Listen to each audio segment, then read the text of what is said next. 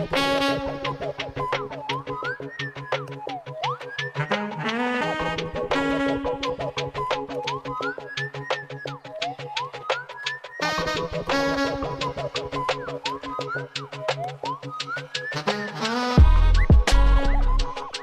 good, y'all?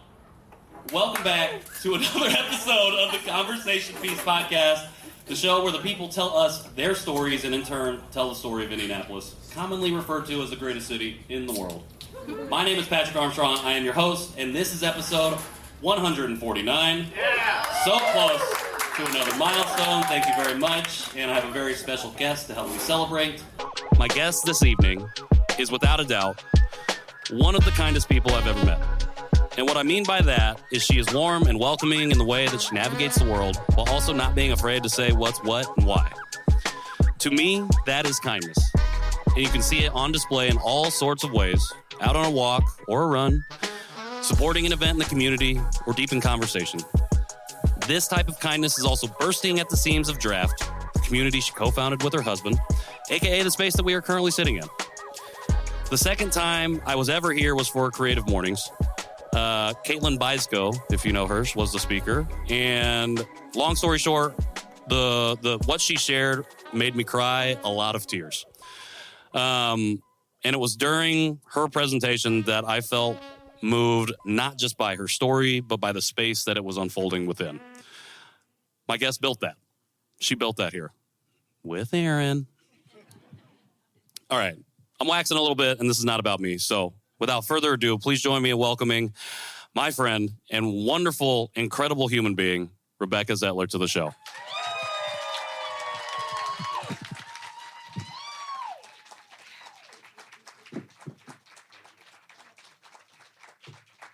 Oh. Thank you.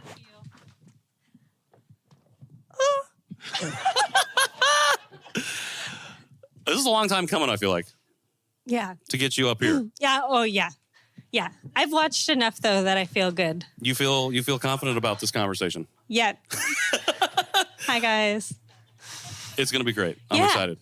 All right. Thank you for sitting in the sun. That would really be terrible for me right now. The left side of my face needed a little bit more tan, so we're going to get to it.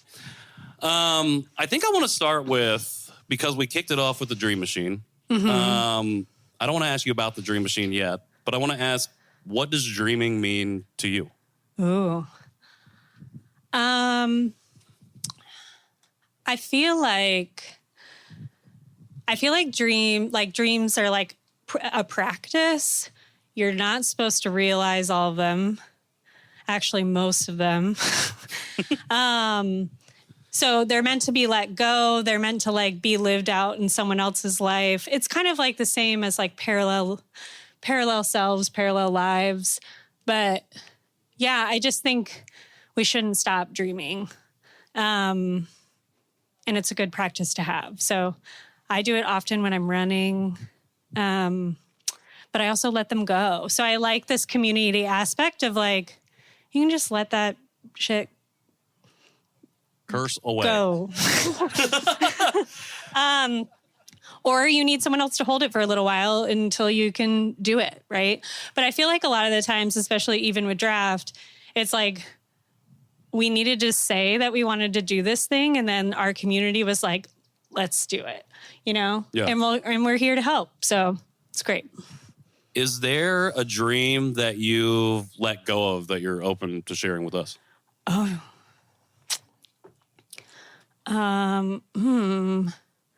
Many dreams. I mean, at one point, I dream a lot with my partner, Aaron, as you can tell with like Draft as a whole. But I think, you know, we've let go that we were going to like make these artisan home goods at one point. We had a little stint with an Etsy shop. It was a mistake. But that's like one, for instance, or I don't know. I do enjoy writing. I actually was just talking to my friend Allie, who's an artist, but like sometimes I think, maybe I should write, like maybe I should do stuff. No, that I don't, not right now, you know, like not in this season of life and in like owning 2 businesses and being a new mom. Like that's not really, but it's good to dream about. It's good to practice. Yeah. You know, so. Have you ever had a dream that didn't really feel like a dream and it felt kind of real and then it actually became real? I think I had a moment when we did our first garden market here. I partnered with Alexa, who owns Alley Cat Ceramics. And if you haven't been to Alley Cat or Patina, you definitely should go. But we partnered on a few garden markets here. And literally we had 12 vendors in the space. The space was full. Our member was like playing music for the first time by himself, like solo. And I just looked up and like somehow people were like up on that balcony and the space was so full. And I was like, is this a dream? Like, is this real? And it was real. And it was really cool. And it was just cool to see Giraffe become something that it surprises me all the time, but to be surprised like that first and foremost, like it was the first time where I was like, oh my God, this is not a dream. This is real. I love that. Mm-hmm. So I use the word kindness to describe you in your intro. Thank you. You're welcome. And I mean that very seriously. And I knew that was a fact we had a conversation about a person and you were like, I don't know if this is the way we're supposed to be moving around in the world. And I felt like it wasn't a dig on that person. Yeah. It was just a very like bluntly, like, I didn't get the right vibe, but I don't want to not have the right vibe with somebody. Yeah. And I feel like that's when it really clicked with me. I'm like, this is a kind person. Yeah. They look out and they want to see the best in people. Yeah. And find the best in people. Do you think that's an appropriate characterization of Rebecca? Yeah. I mean, I enjoyed you saying like being kind is also firm, or like being, if we don't give feedback, it's even with friends. Like I'm in like close community with friends where I'm like, y'all, we're going to be together for a long time. Forever. Yeah. And so we have to give feedback to each other, or else how are we going to learn? And like what hurts me or what hurts someone else doesn't necessarily hurt the other. So we all have to, I don't know, communication is kindness, I guess, too. And then, that's a snap-worthy thing. We're snapping. I'm almost positive every single person, well, everybody but one has been here in the space. So I feel like everybody in here knows you. But I'm wondering, I introed you a certain way. How would you describe yourself? Ooh, that's a really good question. Fiercely passionate, with a lot of activation energy, needing to be paired with someone that can do things after that activation energy wanes. And like, I just like get super excited about like bringing ideas to life and doing that in community with other people. Like, I think the more people that we can get involved with things, this is why I love you so much. It's like, look how big your team is and look how many people you involve to do this podcast. It's incredible. And like, I don't know, that excites me so much. And I like to think I am kind too. So yeah. You are very kind. Thank you. So you described kindness, because I kind of said it that way, but I like your definition of like firm. Mm-hmm. Is that how you define kindness just in general? Like that's an aspect of it, or how do you define it like overall? Oh, and maybe not for yourself, but maybe in others. Yeah, I don't know. I think just being really open is kind. Also just having like healthy dose of humility. Like I do think that like I've had staff members just be like, it's cool because you constantly are like, I don't know if this is right. Yeah. Or like, it's okay. I don't know things. We're going to figure it out. But yeah, I think someone who is kind also knows that they need help and that they're going to make mistakes. And it's okay to make mistakes. Even if you hurt someone, you just have to repair and say sorry and do better next time. Yeah. Where does that start? Like, where does the kindness that you kind of exude come from? Probably experiences. I don't know. I know that you met with Aaron and you guys talked You guys talked about I went to military boarding school in high school, and I'm really happy that he mentioned it to you and told me that he mentioned it to you. So I was prepped that it might come up. Well, I heard you were there because you were too good of a friend. Oh, that's nice, babe. Yeah. Yeah.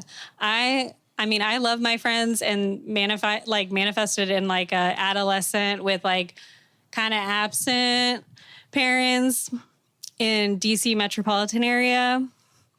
Got into some things, but like, I've been thinking about military boarding school and how like that truly was, it was really catalytic for me in like communal independence. So like owning your own shit, knowing that you have something to offer, being confident that you do know, like you have something to offer. And then also we're all here together. Like we all like need to work together. And if someone's having a bad time or bad energy, like it's all of our problems, but also like owning your own self and being confident in that.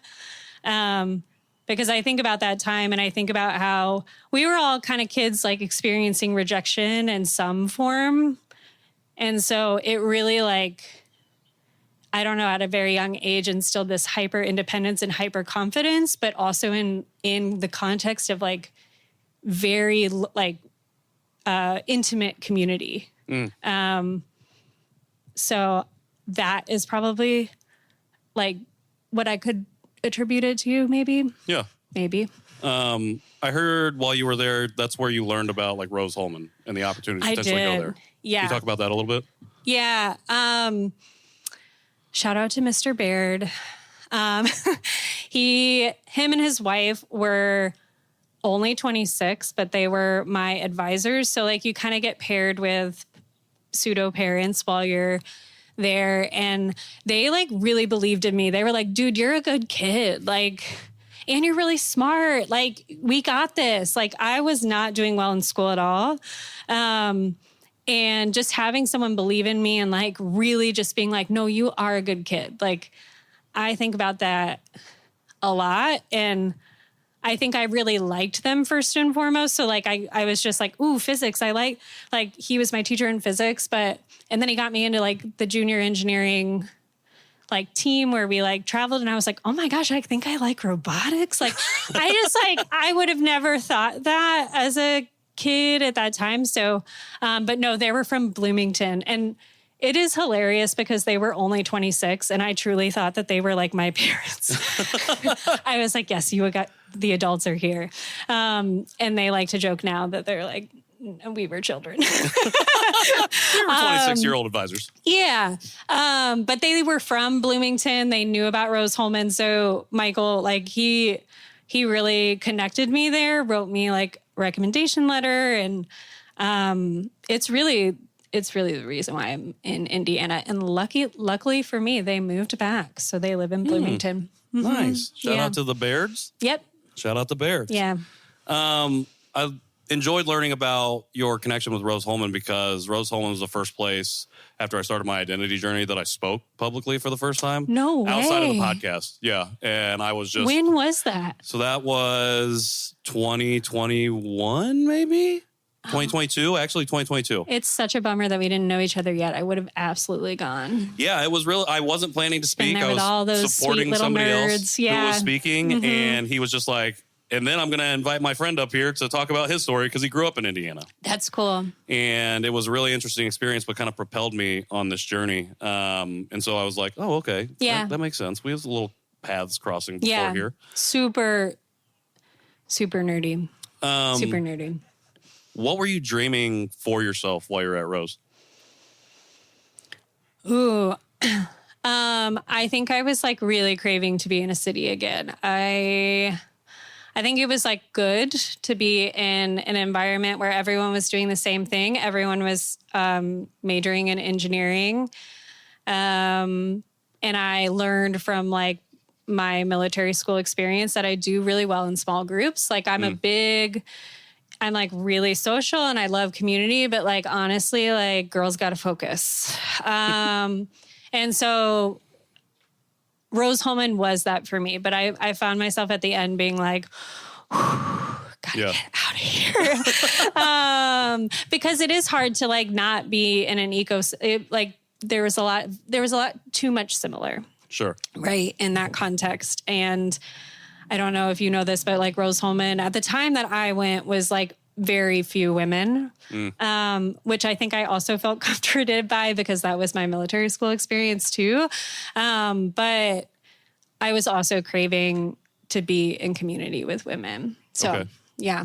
Were you trying, was there an opportunity for you to kind of build that with the few women that were at Rose, or was that like I have to leave here? I joined a sorority. I'm not a sorority girl. No, no. But yeah, I lived in the house. I did, which the house, like, I don't know. Lauren and Katie and I just like drove by it the other day and I was like, this was much larger than it's literally just a dorm room essentially, but I was there. So yes, I found the women because I also being a mechanical engineer, it was, there were literally no women in my classes. What does a mechanical engineer dream about?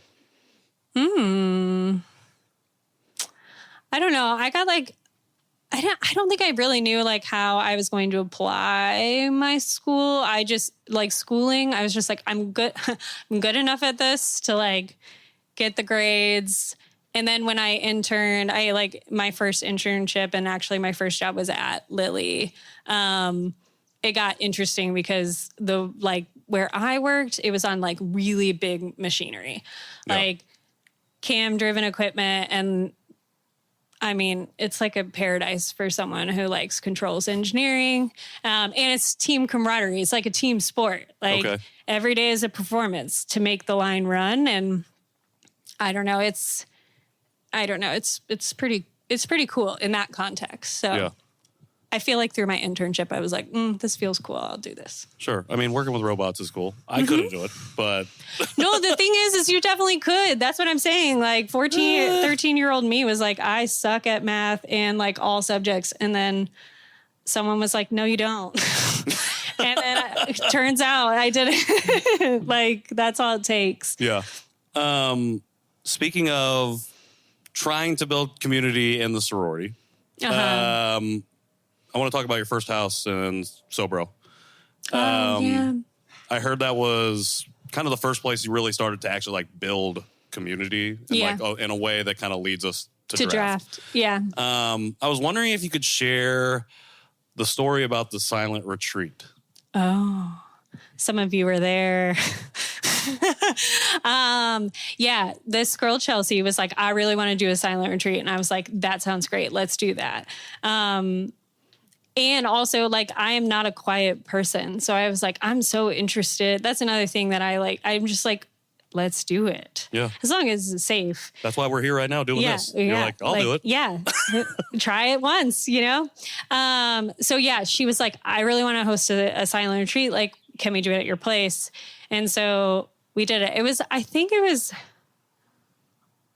only 24 hours or maybe it was 48 hours. I just truly remember after it was so cool. There's a couple of things I remember. The first meal together.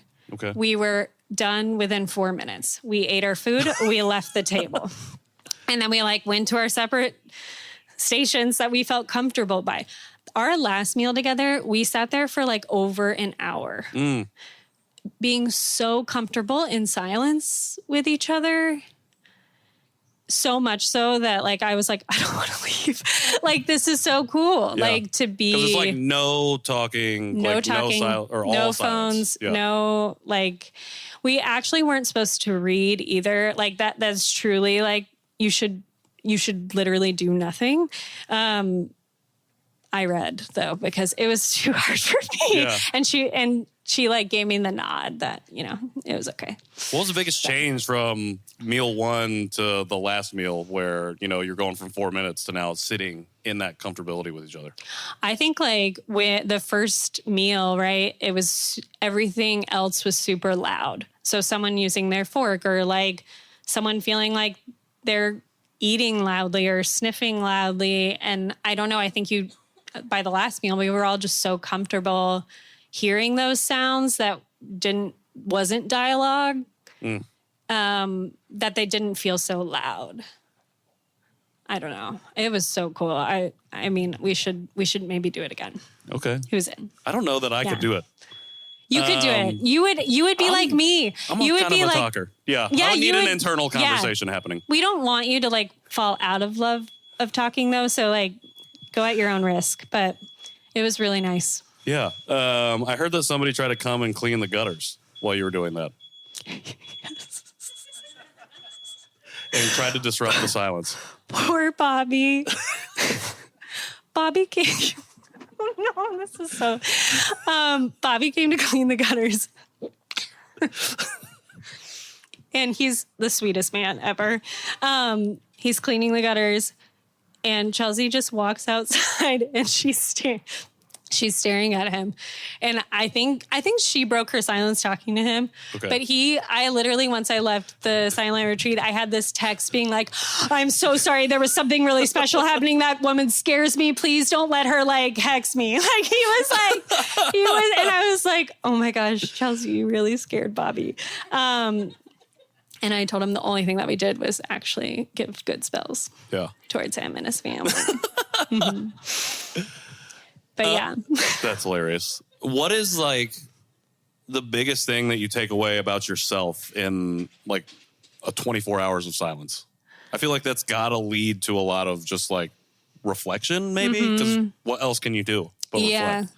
I feel like my practice of silence is running. So like I love running and I like the act of just totally exerting myself in my quietness, and I process through a lot, but like truly being still and not being able to leave, and like you're also in community somehow with these other people in attendance. I think it's a different type of processing, and all I felt leaving it was like, wow, we don't do that enough. We don't practice that enough.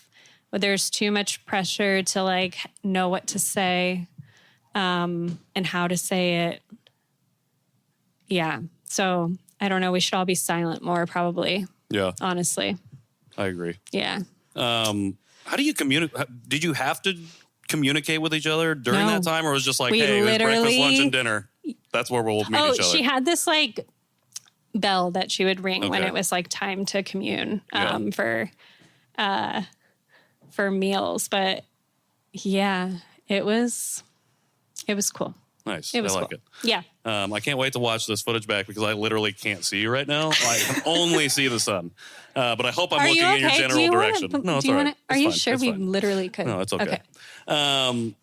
This first house was also where the dream machine came about, correct? Yeah. I turned the laundry chute into a dream machine. Can you talk about like where that idea really came from and like why you wanted to incorporate it in the community work you were doing? I think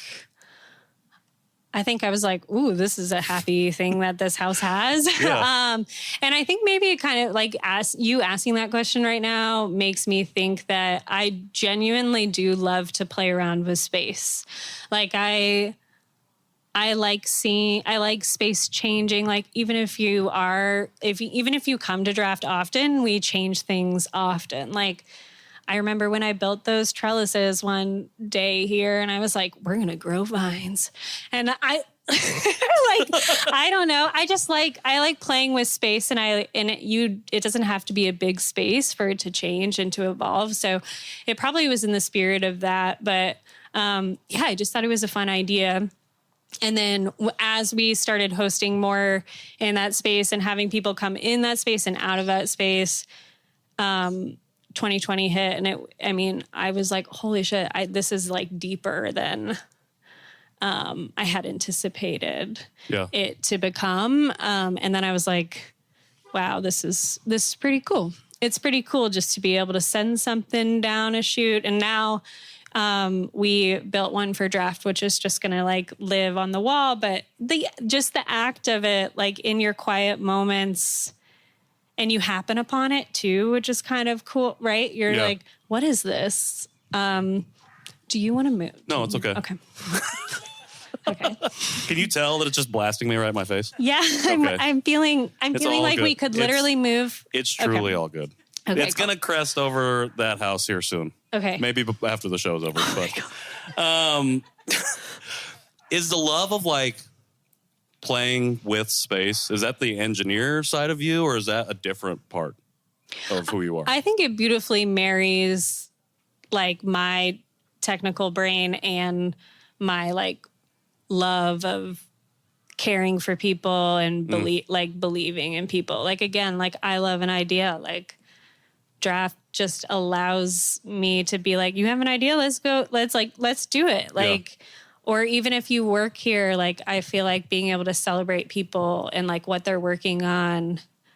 We have a member right now who has just left her 9-to-5 job, and she's like just getting this first, like, maybe I take, like, am I owning my own business? Like, this person's asking me to like do this proposal. And I'm like, yeah. She's like, that makes me a little nervous. And I'm like, good.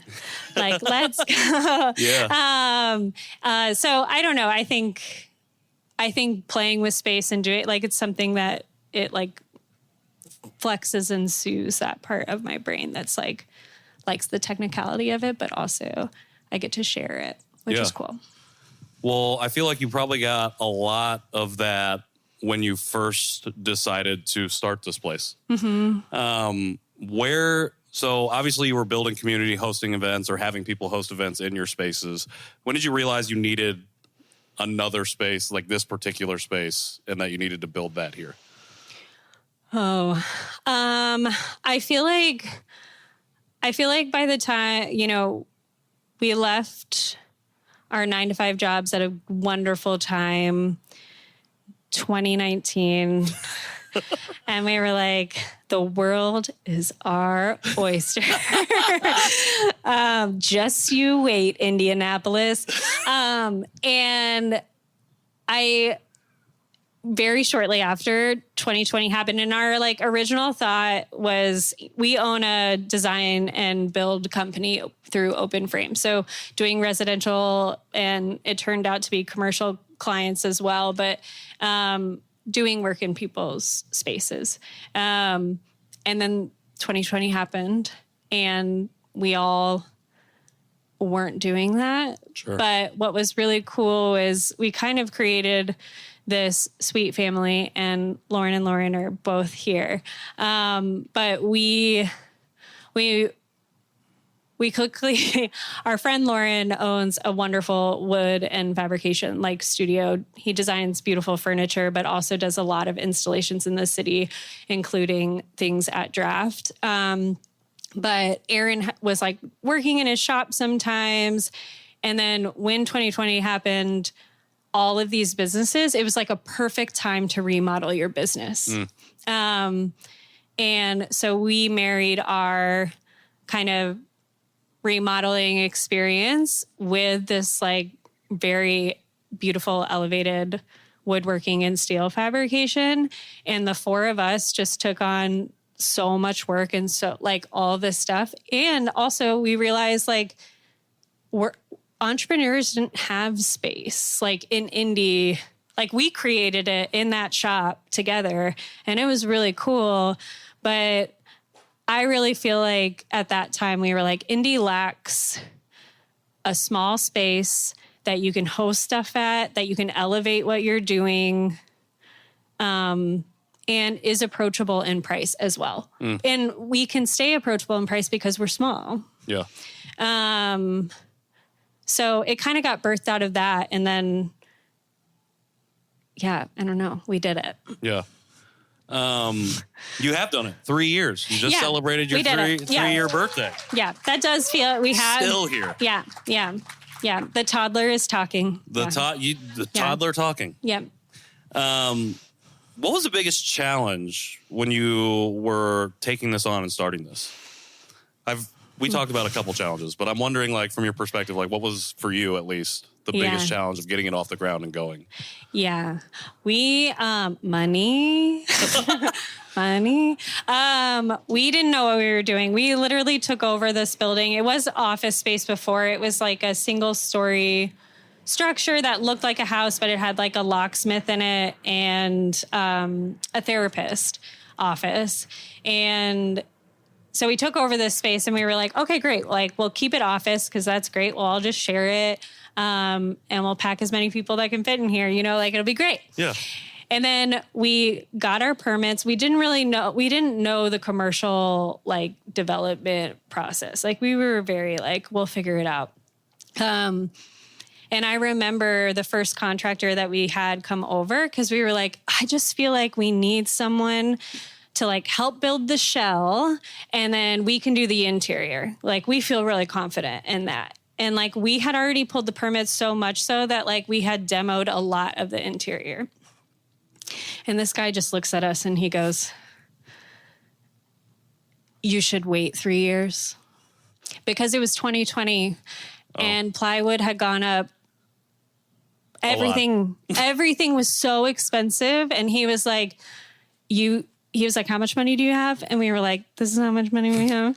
And he was like, you're waiting. You're not doing anything. We were like, well, we can't wait because we just took out a loan. So like we have to pay that. So anyways, I feel like that was money was truly the most challenging thing. And we ended up doing a lot of it ourselves, which was also very empowering and very cool. Yeah. But it was a lot of work. Yeah. A lot of work and a lot of stress, but it was worth it. Did you walk away with any scars? Oh, like on my body? Physical or otherwise? Oh, yeah. I think that again, if there's an idea on the table, I'm like, let's make it happen. Yeah. And I think that draft did at one point make me realize like, ooh, that energy is like delightful and wonderful, but like,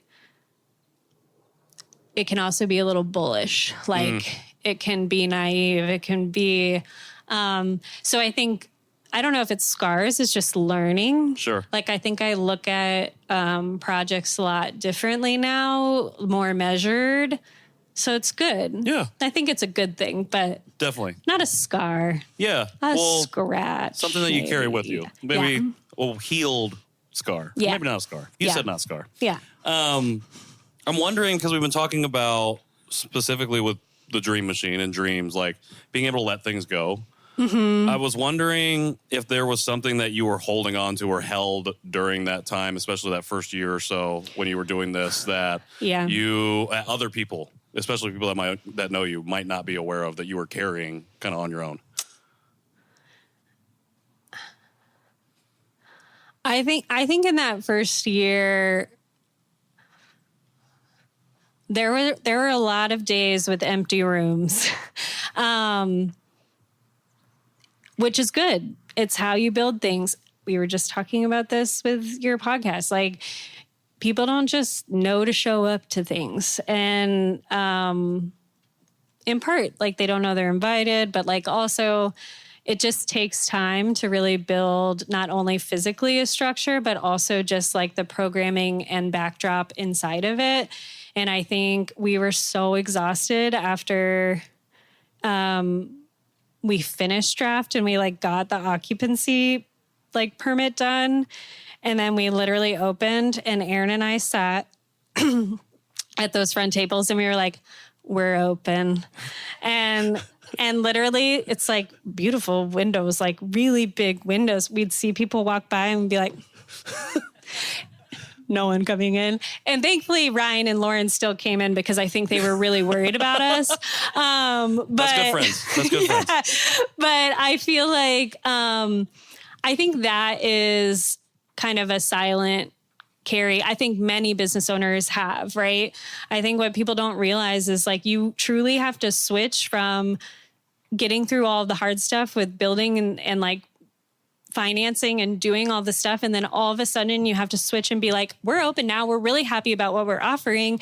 And come or, Yeah. so I think that is like a whole nother energy and a whole nother, I don't know, skill set. So I think that was hard, but also like even people who are here today, I see Justin, who is the president of AIGA. He's amazing.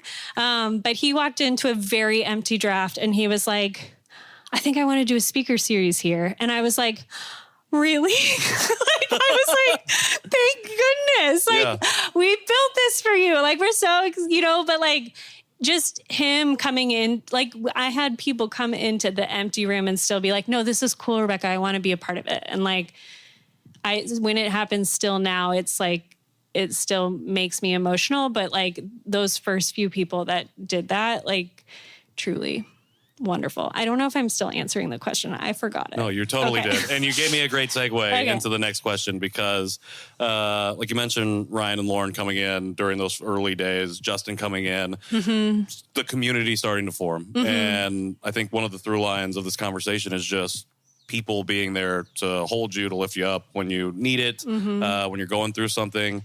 You doing that for other people. And we have, if you haven't heard the show, a recurring segment on the show called Give Them Their Flowers, sponsored by Madeline McKinnon and Frida's Flowers. And it's it's the segment where we ask our guests to shout out a person or persons that they feel like deserve their flowers at the moment. So I have two people that I want to ask you about. Okay, great. The first one is currently not here with us. I know. Shout out to Anna Beers.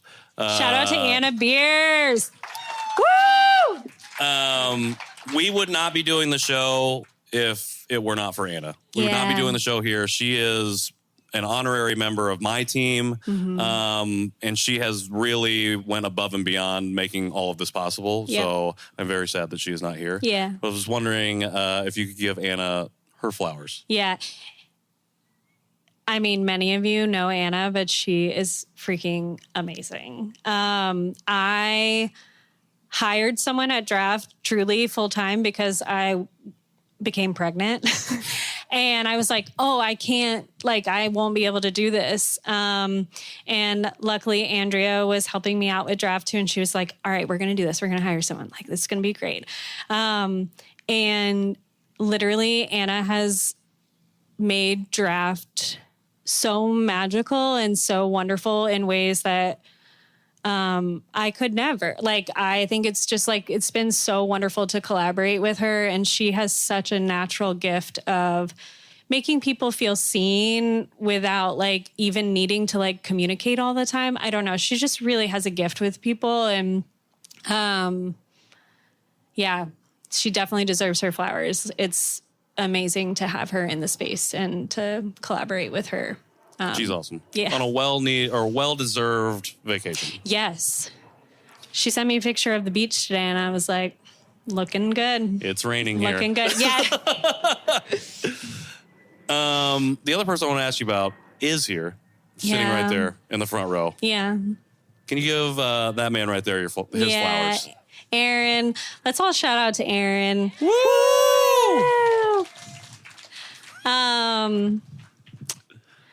Yeah. Well, I don't want to cry, but I might, and that's like totally chill. But talk about like, I mean, Draft truly is like, when I think about it, it is about believing in people, and it is about like creating a space for your ideas to flourish and all this stuff. And like, Aaron believes in me and believes in what we're doing every day, even when it's really hard or scary. And he has an incredible, like, Aaron is hilarious. Aaron is like so sociable and just like makes people feel comfortable, but he also can like figure it out. And like when I'm scared or feeling not confident, like being able to have someone that I can truly like share life with, and everything was really cool. I'm not going to cry. Aaron cried throughout our whole wedding ceremony. And We have pictures to prove it. And I'm not like a huge crier, but man, I had a baby and it's freaking rough out here with the tears. So I love you, babe. I love you too. Fine, Thank I'll you say for that. it. Yeah. Anybody else you think deserve their flowers right now you want to shout out? Everyone here, really. I think that, I don't know, I really couldn't do it without so many of you here. And, yeah, I have people who I run every Tuesday morning with our 2 daughters at 6 a.m. Ooh. 6 a.m. We do it every Tuesday. It's like just a gift to both of us, but we're busy. And I have people who literally like Lauren and Katie, who are in the back, who have been working today to help make this happen, are just like truly amazing women in my life who have supported everything that I'm doing here too. So it's really special. I love all of you so much. I love all of you, so I might start just naming everon Name them off. What? This is your space. Oh my okay, God. You don't have to. Okay. Because like Ryan, Como. Now we're going to test you. Name Andrea, every person in this building. Liz. Well, thank you for sharing that. And I think it's just like a testament. Like this show sold out faster than any other show. And it almost sold out the day before we officially announced the show, which I think just speaks to like the community, the family that you've built here. Yeah. And you've made a space, not just like built the space for people to connect, but like you have fostered those connections. Yeah. And you can see it in the way people connect, the way people interact, and the things that bloom out of the space that you've created. Thank you. So I have a few more questions before we move on to the dreams. Great. I was wondering if there is a time, when was a time that you caused chaos and we're proud of it? Oh. That was a chaos, a mischievous smile. My son makes the same face when he is about to do some mischief. Yeah. I think I do it a lot.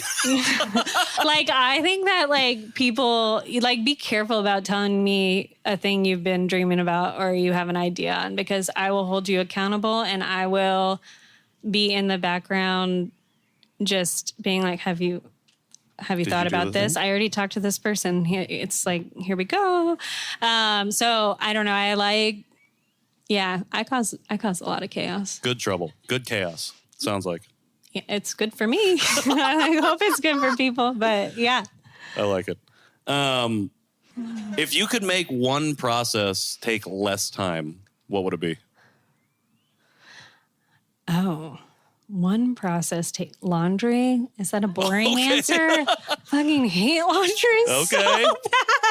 I really hate laundry, but if I'm like talking about like what we have been talking about, I truly think that like Aaron and I had a background in knowing how to construct and build something, and we still took 3 years through the state and city to do this project. And it just should be easier. It should, like, more people. There are so many talented people in the city who have great ideas, and we have so many vacant buildings. There is no reason. And it truly is like so prohibitive, emotionally costly. It's so stupid. And so if that would be my dream, is somehow someone who can figure out just, make it incentivized by these, start taxing those people that are sitting on vacant property. I don't know what you do, but I think that would be cool. Yeah, I like it. Maybe our next mayor might be able to do something about that. Oh, see, show him your shirt. Yeah. Wearing the shirt. Go get you a shirt. What's a process that you think should take more time? Process that I think should take more time. I can only think of things that like I never want to end, which is like having people at a table. And food is just out. And like the flies are not out yet. Like Okay. not mosquito season. Sure. That's not really a process, but like there are snippets in my life where I'm just like, could this just last forever? And it can't, and that's okay. I guess it's not supposed to, but yeah. What are you dreaming about right now?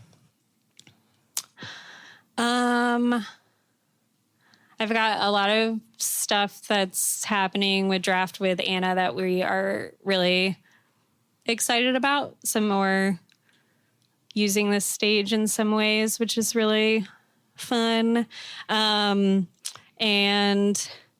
I don't know, a lot of my dreaming is with my daughter right now. She is like walking, talking, ready to go. And I'm like, ooh, like it would be okay if you like didn't have a lot of energy and weren't super social. That's totally fine. But like she's a mover and she is very social. And I'm like, great. I'm so excited. Yeah. I feel the same way. Yeah. Okay, one more question. Okay. I think you shared it on your story, but you might have said it here. I don't remember. But you said something last week that was a theme of your story, and that was noticing.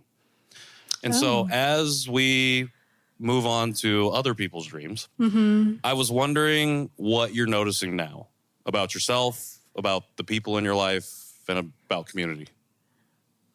Yeah, that's a great question.